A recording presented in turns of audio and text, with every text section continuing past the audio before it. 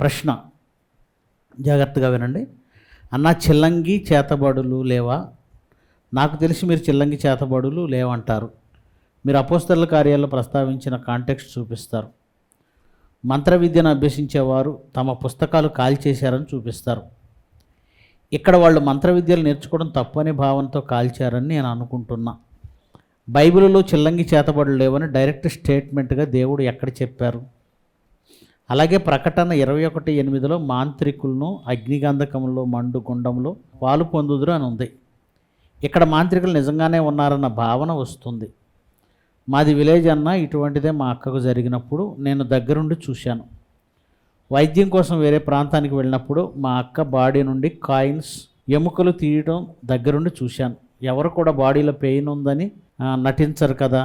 Bible నుండి వివరణ ఇవ్వగలరు, సమూయేలు గ్రంథం నుండి కూడా. ప్రియులారా, చాలాసార్లు నేను ఈ ప్రశ్నలకు సమాధానాలు చెప్పాను. అయినా సరే మరి అడుగుతున్నారు కనుక మళ్ళీ చెప్తాను. లోకంలో మంత్రాలు, దయ్యాలు, క్షుద్రశక్తులు, మరి చిల్లంగి, చేతబడి, బాణమతి, ఈ విషయాల్లో చాలామందిలో అపోహ ఉంది. ఏంటి ఆ అపోహ అంటే, ఏవో శక్తులు, దుష్టశక్తులు ఈ మనుషుల వశమవుతాయి, లేవో ఏవో దుష్టశక్తులను వశం చేసుకొని చేతబడి, చిల్లంగి, బాణామతి చేసేవాళ్ళు ఉంటారు. మాంత్రికులు ఉంటారు, మంత్రించేవారు ఉంటారు. వాళ్ళు ఈ చిల్లంగి, చేతబడి, బాణామతులతో మనుషులను చంపగలరు అనే ఒక అపోహ ప్రపంచవ్యాప్తంగా చాలామందిలో ఉంది. అలాగే క్రైస్తవుల్లో కూడా ఉంది. గతంలో చెప్పిన అనేక పబ్లిక్ మీటింగ్లు కావచ్చు, క్లాసులు కావచ్చు, ఇవన్నీ అబద్ధం అని నేను చెప్పాను. అది కూడా బైబిల్ ప్రకారంగా చూపిస్తూ చెప్పాను. అయినా ఇప్పటికీ కొన్ని డౌట్లు ప్రజల్లో రేజ్ అవుతున్నాయి. ఒకటే గుర్తుపెట్టుకోండి, మరి లైవ్ వీక్షిస్తున్న వారి ప్రశ్న అడిగిన తమ్ముడు, ఏ శక్తి అయినా, ఆత్మ అనేది ఏదైనా సరే, అది దురాత్మైనా దేవుని ఆత్మ అయినా, మళ్ళీ చెప్తున్నాను, ఆత్మ అనేది ఏదైనా అది దురాత్మైనా దేవుని ఆత్మైనా, దేవుని ప్రమేయం లేకుండా ఏది చెయ్యలేదు, ఎటు కదలలేదు, ఏ విధంగానూ ఎటువంటి ప్రవర్తన ప్రవర్తించలేదు. నీకు అర్థమైందన్నమాట. అది అపవాదైనా, అపవాది అనుచరులైనా, మనుషుల నుంచి బయటకు వచ్చిన ఆత్మలైనా దేవుని అధీనంలో లేకుండా ఏవీ ఉండవు. ఏ ఆత్మైనా దేవుడు చెప్పినట్టుగా చేయాల్సిందే, తప్పదు. ఇప్పుడు దుష్టశక్తులు అనేవి ఉన్నాయి అనుకుందాం. లోకంలో ఏం చెప్తారంటే, ఏదో ఒక మోహిని దయ్యం ఉందట, కాశ్మోరా ఉందట, షాకిని, డాకిని, ఇంకేంటి వాళ్ళ ఇష్టం. అంటే ఇవి క్షుద్రశక్తులు అనగా, క్షుద్రశక్తులు అంటే దయ్యాలు, అంతేగా. దయ్యాలు అనే పదం కాస్త చిన్నగా కనపడుతుంది. క్షుద్రశక్తి అంటే ఏదో చాలా పవర్ఫుల్గా కనపడుతుంది. జనరల్గా మీరు చెప్పండి, క్షుద్రశక్తి అనేది ఎవరి శక్తి? వీటన్నింటికి బాస్ సాతానేనా? సాతానికి ఇంకో బాస్ ఉందా దయ్యాల్లో? దయ్యాలన్నింటికి బాస్ ఎవరు?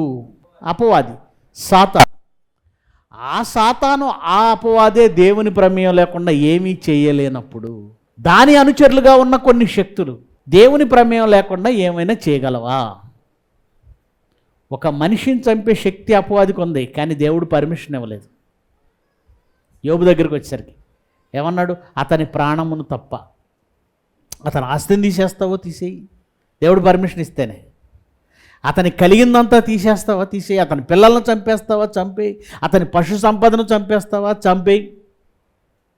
కానీ అతని ప్రాణము ముట్టడానికి, అతని ఆరోగ్యాన్ని తీసే పర్వాలేదు, కానీ అతని ప్రాణాన్ని ముట్టకూడదని దేవుడు అన్నాడు. అన్న తర్వాత యోబు ప్రాణాన్ని తీయగలిగిందా అపవాది? ఇక్కడ మనకి ఏమర్థం కావాలి? దేవుడు చెప్పకుండా, దేవుని పర్మిషన్ లేకుండా, ప్రమేయం లేకుండా అవి ఏవి చెయ్యలేవు. ఆయన అనుమతి లేనిదే ఏది చెయ్యలేవు. రైట్.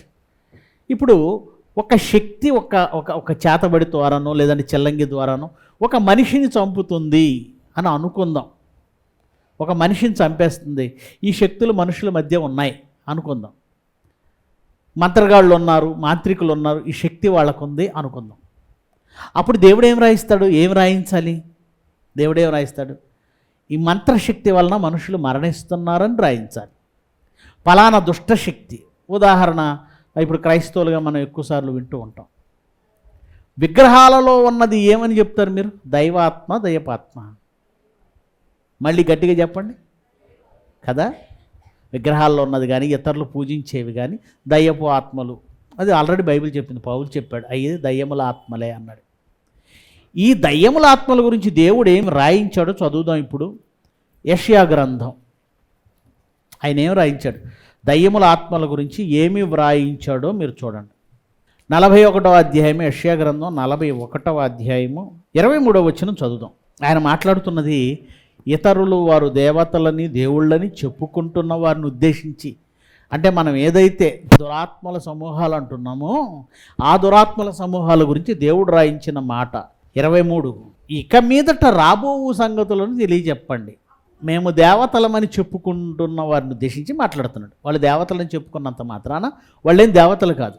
వాళ్ళు దేవతలంటే దేవుని సంబంధమైనటువంటి శక్తులు కాదు, దేవుడు వారిని పంపలేదు, అవి దురాత్మలు అనుకుంటున్నాం మనం.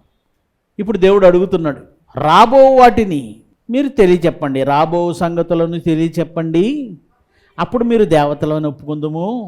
మేము ఒకరిని ఒకరు సాటి చేసుకొని కనుగొనున్నట్లు మేలైనను కీడైనను చేయుడే.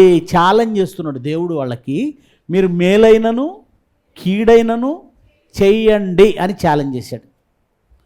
అంటే వీళ్ళు ఏం చేయలేరన్నమాట, రాబో వాటిని చెప్పలేరు, రాబో సంగతులను చెప్పలేరు, మేలు చేయలేరు, కీడు చేయలేరు.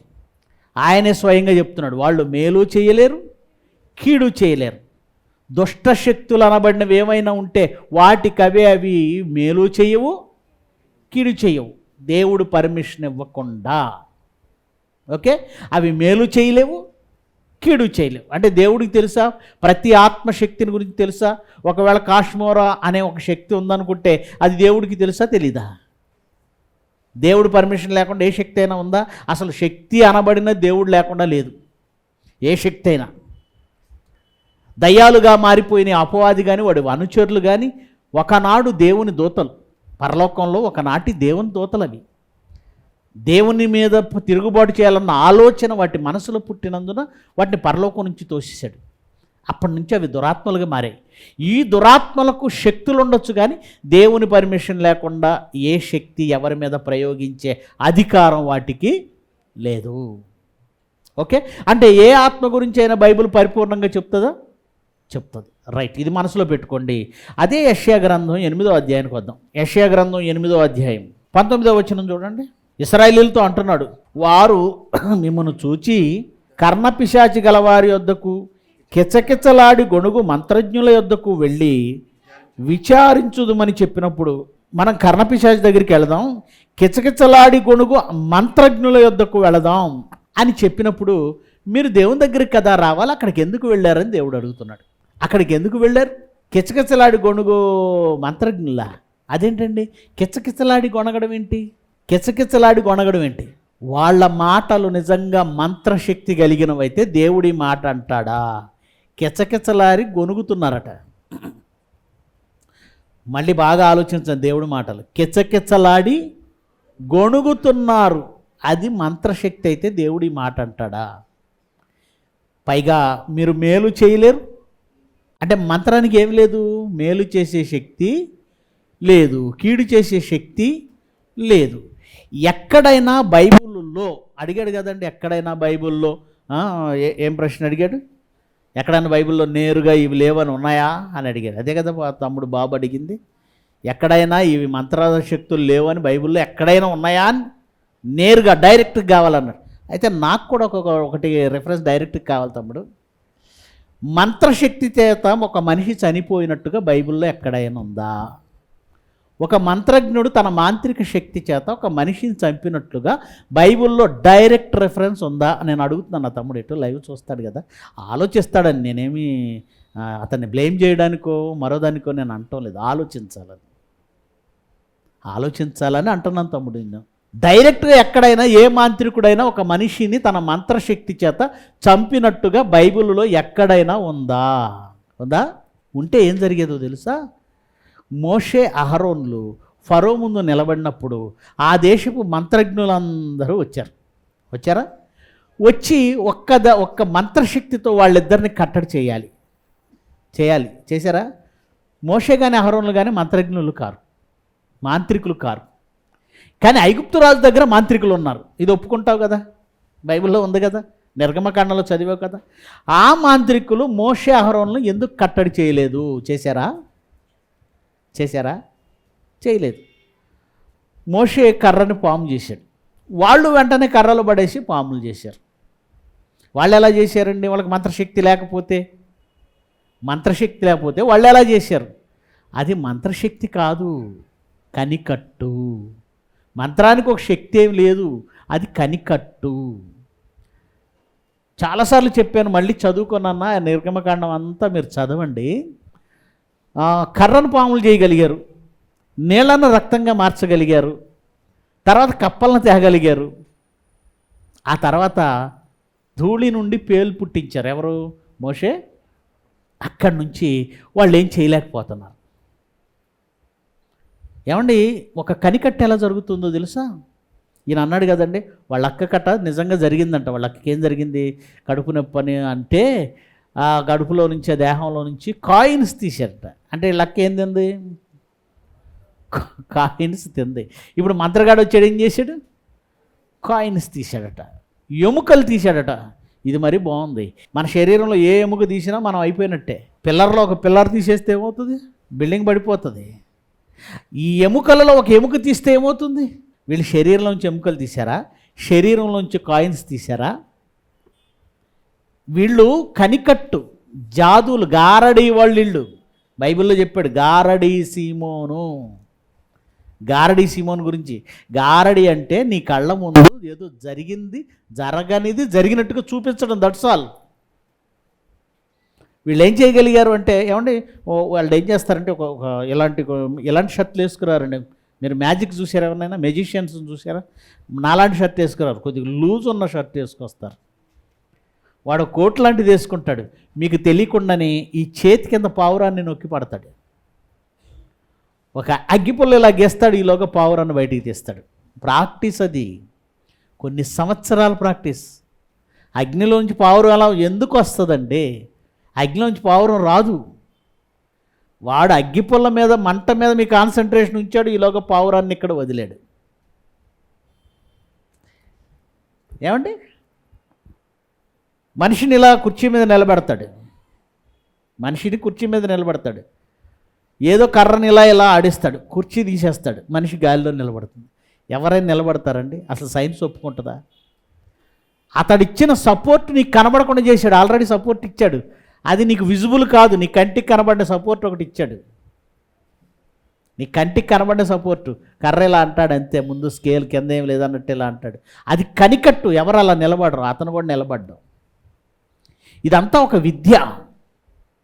వాళ్ళు కూడా రోజు గారడీ విద్య నేర్చుకున్నారు. గారడీ వాళ్ళు ఎంతవరకు చేయగలిగారు? గారడీ అంటే అన్నీ చేయలేరు, కొన్నే పరిమితం. 100 రూపాయల కాగితాన్ని చింపి అతికించమంటే వాడు అతికిస్తాడు. నిజంగా చింపింది వాడు అతికించడు. వాడి చేతుల మధ్య మడత పెట్టి దాన్ని మంచిగానే ఉంచి ఇంకేదో చించి చూపిస్తాడు.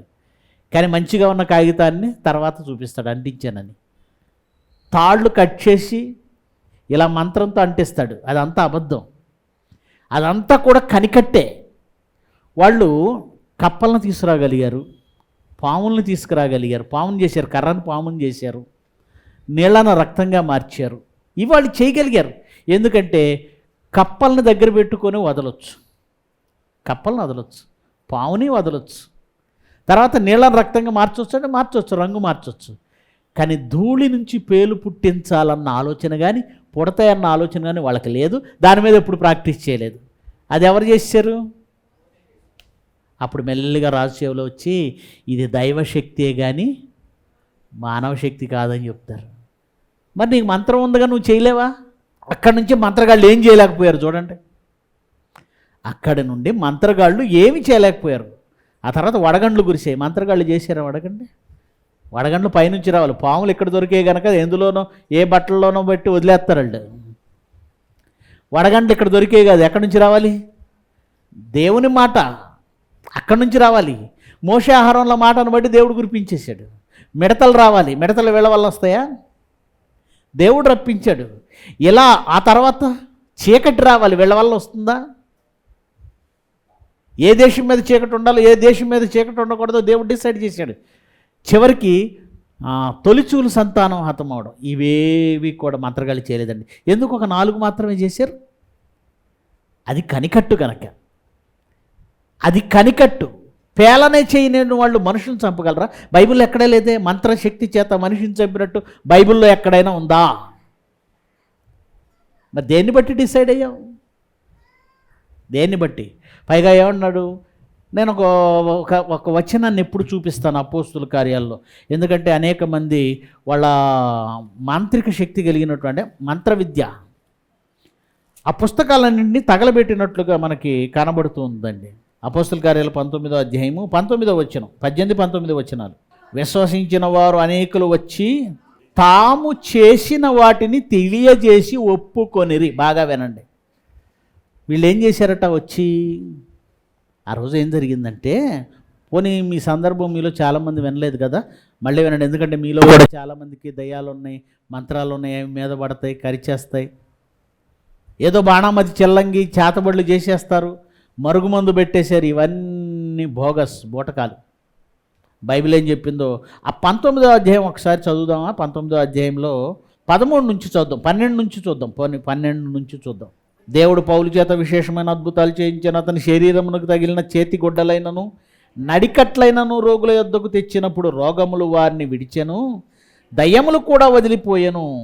అప్పుడు దేశ సంచారులు, మాంత్రికులైన కొందరు యూదులు, జాగ్రత్తగా వినాలి, ఆ దేశ సంచారులు మాంత్రికులైన కొందరు యూదులు పౌలు ప్రకటించు యేసుతోడు మిమ్మును ఉచ్చాటన చేయుచున్నానను మాట చెప్పి దయ్యములు పట్టిన వారి మీద ప్రభు అయిన యేసునామమును ఉచ్చరించుటకు పూనుకొనిరి. జాగ్రత్తగా వినండి. వాళ్ళు చదివిన మంత్ర విద్యలో శక్తి ఉంటే, యేసు పేరు చెప్తున్న పౌలను కాపీ కొట్టడం దేనికండి? నాకు అర్థం కాదు. మంత్రశక్తి నిజంగా ఉంటే వాళ్ళు దేని వలన వెళ్ళగొట్టాలి? మంత్రశక్తి వల్ల దయ్యాలను వెళ్ళగొట్టాలి. కానీ వాళ్ళ వలన అది అవ్వట్లేదు. కానీ పౌలను చూశారు, యేసుక్రీస్తు పేరు చెప్తే దయ్యాలు వెళ్ళిపోవడం క్లియర్గా చూశారు. ఇప్పుడు వీళ్ళు ఏ నామాన్ని ఉచ్చరిస్తున్నారట? అదేంటి మరి నువ్వు నేర్చుకున్నావు కదా పుస్తకాల్లో మంత్ర విద్య, అది పనిచేయట్లేదా? అది పనికిరాదా? పనికిరాదు గనకనే యేసుప్రభు పేరు దగ్గరికి వచ్చారు. మనం బైబిల్ చదివేటప్పుడు చాలా జాగ్రత్తగా చదవాలి. వాళ్ళ మంత్ర విద్యలేం పని చేయవు గనకనే యేసు పేరు ఉచ్చరిస్తున్నారు. అది పౌలు చేయడం చూసి. ఆ తర్వాత చదవండి. యూదుడైన స్కెవయను ఒక ప్రధాన యాజకుని కుమారులు 7 అలాగు చేయుచుండేది. అందుకు ఆ దయ్యము, నేను యేసుని గుర్తు ఎరుగుదును, పౌలు కూడా ఎరుగుదును, కానీ మీరెవరని అడగగా ఆ దయ్యం పట్టినవాడు ఎగిరి వారి మీద పడి వారిద్దరిని లొంగదీసి గెలిచాను. ఎవరి మీద? మాంత్రికుల మీద. వాళ్ళు ఎవరని రాయబడింది? మాంత్రికులు. మాంత్రికులు మాంత్రికులు మాంత్రికుల మాట ఎవరు వినలేదు? దయ్యం వినలేదు.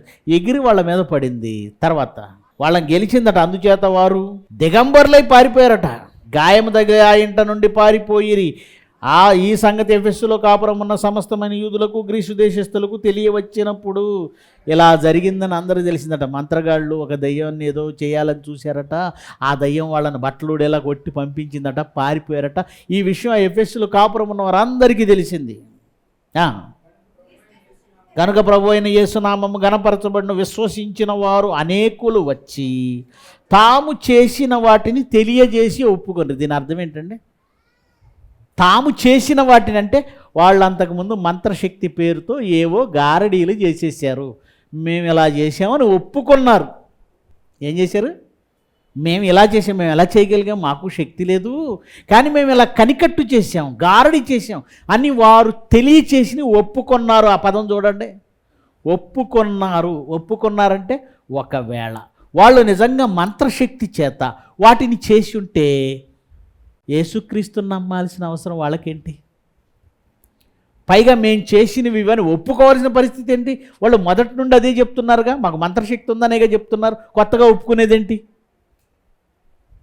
వాళ్ళు తాము చేసిన వాటిని తెలియజేశారంటే అంతకుముందు చెప్పలేదని అర్థం. మరి అంతకుముందు ఏం చెప్పేవాళ్ళు? మాకు మంత్రశక్తి ఉందని చెప్పేవాళ్ళు. ఇప్పుడేం తెలియజేశారు? మాకే శక్తులు లేవు, మేము చేసేది కానికట్టు అని చెప్పారు. ఏమాత్రం అర్థం కాకపోతే ఎందుకండి బైబిల్? తెలియజేసి ఒప్పుకున్నారట. ఒప్పుకున్నారంటే అంతకుముందు ఒప్పుకోలేదు. విశ్వసించిన వారు ఒప్పుకున్నారు, విశ్వసించని వారు ఏం ఒప్పుకున్నారు? వీళ్ళు అంతకుముందు చేసినవన్నీ కనికట్టులే. ఇంకా మరియు మాంత్రిక విద్యను అభ్యసించిన వారు అనేకులు తమ పుస్తకాలు తెచ్చి అందరి ఎదుట వాటిని కాల్చివేసిరి. ఈ మాట చూసి తమ్ముడు ఏమనుకుంటానంటే, ఇలా చేయటం తప్పని కాల్చేశారని నేను అనుకుంటున్నాను అన్నాడు. వెరీ గుడ్, తను అనుకుంటున్నాను యథార్థంగా చెప్పాడు. కానీ దాని అర్థం ఇది ఒక్కటే కాదు. ఎందుకంటే పై మాటలను బట్టి తాము చేసిన వాటిని తెలియజేసి ఒప్పుకున్నారు అంటే మేము చేసింది కనికట్టు. ఇకపోతే ప్రకటన గ్రంథంలో మాంత్రికులు వాళ్ళు నరకంలో పడవేయబడతారని ఉంది కదా అని. అవును, మాంత్రికులు అంటే వాళ్ళకి నిజంగా శక్తి ఉందని కాదు, మాంత్రిక విద్యను అభ్యసించామని దాంతో మాయమాటలు చెప్పుకుంటూ మోసం చేస్తూ తిరుగుతున్నారు. గారడీ వాళ్ళు ఏం చేస్తారు? మోసం చేస్తారు. వీళ్ళు ఏం చేశారు? చివరికి యేసుక్రీస్తు సువార్తను కూడా అడ్డుకోవడానికి ప్రయత్నించాడు ఒకడు. ఎవడు? ఎలుమ అనబడిన గారడీవాడు. ఎక్కడుంది? ఏమంటే సీమోను గురించి ఒకసారి చదువుకుందాం. సీమోను గురించి 8వ అధ్యాయము, సీమోను గురించి 8వ అధ్యాయములో 9వ వచనం నుంచి చదువుదామా? 9వ వచనం నుంచి. సీమోను అని ఒక మనుష్యుడు గారడీ చేయిచు తానెవడో ఒక గొప్పవాడినని చెప్పుకొనుచు సమరయ జనులను విభ్రాంతిపరచుచుండెను. 11వ వచనం. అతడు బహుకాలం గారడీలు చేయొచ్చు వారిని విభ్రాంతిపరిచినందున వారు అతన్ని లక్ష్యపెట్టిరి. అయితే ఫిలిప్పు దేవుని రాజ్యమును గూర్చి యేసుక్రీస్తు నామమును గూర్చి సువార్త ప్రకటించుచుండగా వారు అతనిని నమ్మి పురుషులు స్త్రీలు బాప్తిజం పొందిరి. అప్పుడు సీమోను కూడా నమ్మి బాప్తిజం పొంది ఫిలిప్పును ఎడబాయకుండెను. సూచక క్రియలు గొప్ప అద్భుతములు జరుగుట చూచి ముందు ఆయన గారడీలు చేశాడు. ఇప్పుడు ఏం చేస్తున్నాడు? విభ్రాంతి నొందాడట. ఎందుకు? ఫిలిప్పు నిజంగా చేసేస్తున్నాడు, అద్భుతాలు చేస్తున్నాడు, సూచక్రియలు చేస్తున్నాడు. ఫిలిప్ ఎలా చేస్తున్నాడు? పరిశుద్ధాత్మ వల్ల చేస్తున్నాడు. మరి అతని ఎన్నాళ్ళు జనాన్ని ఆశ్చర్యపరిచాడు? అతను చేస్తున్నది గారడీ. గారడీకి నిజంగా జరిగిన అద్భుతాలకి ఎంత తేడా అండి. అలాగే 13వ అధ్యాయం చూడండి. అపోస్తుల కార్యాలు 13వ అధ్యాయము 6వ వచనం నుంచి. పౌలు గారి సంగతి. వారు ఆ ద్వీపమంతటా సంచరించి పాపు అనే ఊరికి వచ్చినప్పుడు గారడీవాడు అబద్ధ ప్రవక్త అయిన బర్యేసు అని ఒక యూదుని చూసిరి. గారడీవాళ్ళు అబద్ధాలు చెబుతూ బతుకుతారు, గుర్తుపెట్టుకోండి. గారడీవాళ్ళు అబద్ధ ప్రవక్తలు. ఒక యూదుని చూశారట. అతడు వివేకం గలవాడైన సెర్గి పౌలు అని ఒక అధిపతి నొద్ద ఉండెను. అతడు బర్నబాను పౌలును పిలిపించి, ఎవరో సెర్గి పౌలు అనే ఆయన పౌల్ని బర్నబాని పిలిపించి దేవుని వాక్యం వినగోరెను. అయితే ఎలుమ ఆ అధిపతిని విశ్వాసం నుండి తొలగింపవలనని యత్నము చేసి వారిని ఎదిరించెను. అంటే ఈ గారడీ వాళ్ళు మాంత్రికులు ఏం చేసేవాళ్ళు అనమాట? ఆ రోజు దేవుని మార్గములను చెడగొట్టేవాళ్ళు. కిందకంటాడు పౌలు 10వ వచనం. పౌలు అతన్ని తేరి చూచి, సమస్త కపటంతో సమస్త దుర్మార్గంతో నిండినవాడా, అపవాది కుమారుడా, సమస్త నీతికి విరోధి, నీవు ప్రభు యొక్క తిన్నని మార్గంలో చెడుగొట్టుట మానవా. గారడీవాడు ఏం చేస్తున్నాడట అంటే, అనేక మంది మాంత్రికులు గారడీ వాళ్ళు దేవుని తిన్నని మార్గాలను చెడగొడుతున్నారు. దేవుని మార్గానికి అనగా క్రైస్తవ్యానికి వ్యతిరేకంగా పనిచేశారు. అందుచేత ప్రకటన గ్రంథంలో మాంత్రికులు అగ్నిగుండంలో పడవేయబడతారని రాయబడింది. ఆ మాటను బట్టి నిజంగా మాంత్రికులు అంటే మంత్రగాళ్ళు ఉన్నారు, మంత్రశక్తి ఉందని అనుకోవడానికి వీల్లేదు. ఇకపోతే వాళ్ళ సహోదరి దేహంలో నుంచి కాయిన్స్ ఎముకలు తీసాడట. అంత మాత్రం చేత మంత్రశక్తి. ఈ మధ్యకాలంలో వాడెవడో వీడియో ఏమంటారు యూట్యూబ్లో వస్తున్నాడండి, గారడీ మ్యాజిక్ చేస్తున్నారు. ఇతనేం చేస్తున్నాడు చూడండి ఒకసారి.